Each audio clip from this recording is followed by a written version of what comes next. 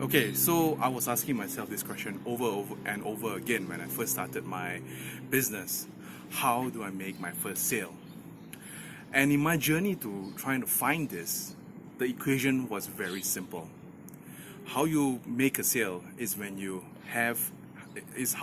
increase your perceived value in such a way that the cost the person is paying is so little and the value the person gets is much more.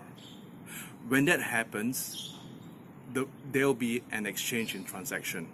So over here, let me just tell you a quick story. I remember years ago going to this carpet shop over in Turkey, and the carpets cost about 10-20,000, and I was thinking to myself, no way I'm going to buy this particular carpet.